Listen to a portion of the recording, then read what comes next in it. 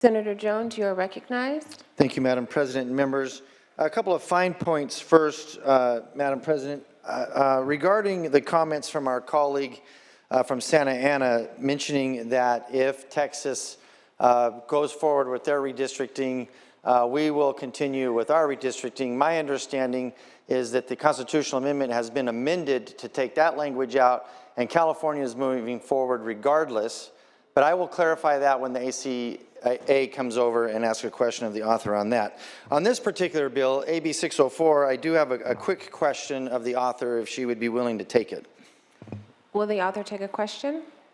Are you familiar with, or can you cite for us any lawsuit in California of somebody suing the Redistricting Commission for the lines that they drew either in 2012 or 2022, arguing that those lines were unconstitutional? You may proceed. I am not personally familiar with any lawsuits. Great, thank you. Neither am I. And that's because our process isn't unconstitutional. Now, many of us had problems with the lines with 2022 when they came out. Both Democrats and Republicans got a little gripey about some of the lines. Legitimately, I believe so. But we didn't sue. We kind of, went with it and made the best of it that we could. One of the things I want to share this morning is I'm very proud of my Republican colleagues for their demeanor this morning and their professionalism in their comments, regardless of the incendiary and accusational comments of the open on this bill, AB 604. And I will share that compliment with my Democrat colleagues as well. I think that the debate has been very professional and moving us along. One of the things I'm very concerned about in the debate this morning that I want to raise attention to is some terms that were used this morning on the floor. Rigged, dictator, unchecked power, period, full stop. That one cracks me up when you all use that one, because I know the governor uses that all the time. So I don't know if you're trying to get in his good graces by imitating him or whatever, but period, full stop. There's usually a lie behind that, by the way. Bully, autocrats. Permission to read, Madam President. Without seeing any objection, it is granted. While this was all going on, a term came to mind, projecting or projection. So I looked it up to make sure that I had it right. Projecting refers to a psychological defense mechanism where an individual unconsciously attributes their own unacceptable feelings, thoughts, or traits to another person. Why did this come up in my mind today, as you've been standing on this floor railing against Republicans in Texas, railing against Republicans in Washington, D.C. for not having any courage to stand up to the dictators of the governor of Texas and the president of the United States? Where's the courage for the Republicans? Let me ask you this. Every single year, we pass off this floor and the assembly floor a handful of bills that pass on unanimous votes. Unanimous. Every Republican, every Democrat votes for these bills. Some of these bills are authored by Democrats, and some of these bills are authored by Republicans. One bill in particular comes to mind. It's a very simple bill, authored by the incoming pro tem. She's attempted to pass this bill, has passed the bill 4 times, and has been vetoed 4 times. Where's the courage when a bill has unanimous votes to conduct a veto override? You don't even need us for a veto override. You can do it by yourselves. But we've come to you over and over and over and over every single year. We will support you in a veto override. We will help you in a veto override. On a simple bill. Just pick the simplest one. Let's just do it. And prove that you have the courage that you're accusing us of not having.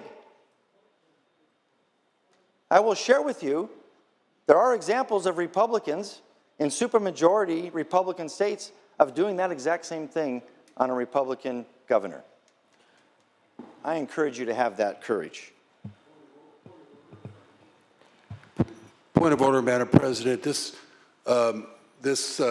dialogue has nothing to do with what's before us here, and I'd ask you to rule in that way and ask the Speaker to stick to the matter that's on the floor before us. Thank you. Point is well taken. If Senator Jones could please stick to the merits of the bill before us. Thank you, Madam President. I appreciate our colleagues standing up and recognizing that my comments might be incendiary and accusational, similar to the opening remarks of the author. The important thing that I think is to share here is I rise in strong opposition to AB 604. The gaslighting that has been, or gavlighting, if you prefer that term better, that's been going on this morning is just the mental gymnastics that you have to do to come up with these arguments that you're making for what we're trying to do here on the floor in the state of California is just amazing to me how you do that. And I want to share, and again, other senators have said, I appreciate every single one of you. I count every single senator on this floor a friend, all 30 Democrats. I honor you, I admire you. This is not an easy job. But sometimes we have to call it like it is. We have to call balls and strikes, according to the gamesmanship analogies that were used earlier. What's happening here is simple. Gavin Newsom and Democrat politicians are trying to ram through a corrupt redistricting scheme to rig California's elections. This scheme is unconstitutional. It's undermining both the letter and the spirit of the California Constitution. It ignores the principles of germane law, election integrity, twisting the rules to benefit one party. It tramples on the will of California voters. California voters, the same people that elected all of us to office. Those voters created an independent redistricting commission precisely to keep politicians from drawing their own lines. And those voters, it was so important to them, they put it in the Constitution.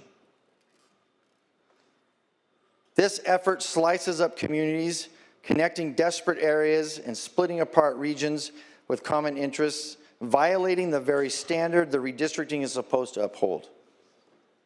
Democrats are rushing this through under the guise of urgency. There's no emergency that it justifies this abusive process. It discards years of work by the Citizens Redistricting Commission and replaces it with raw partisan power plays. Importantly, Democrat legislators continue to refuse to answer the one simple question that's been asked dozens, if not hundreds of times, and I'll ask one more time on this floor.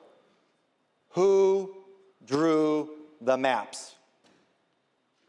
They claim it's a transparent process, yet fail to answer the most transparent question. And it comes at an outrageous cost, has been mentioned, more than $250 million for a special election at a time when California is facing a $20 billion deficit and you all are cutting vital services. The result is the maps that destroy representative proportionality are rigged for partisan gain, not fair representation. Senate Republicans are united against this abuse of power. We're standing together to defend Californians, to uphold our Constitution, the California Constitution, and to fight for fair and honest elections. And let's make two more points before I close. The interesting thing is you all keep bringing up Texas. Texas right now, the Republicans in Texas right now have an effort afoot to make it easier for the legislature to override, do a veto override in Texas.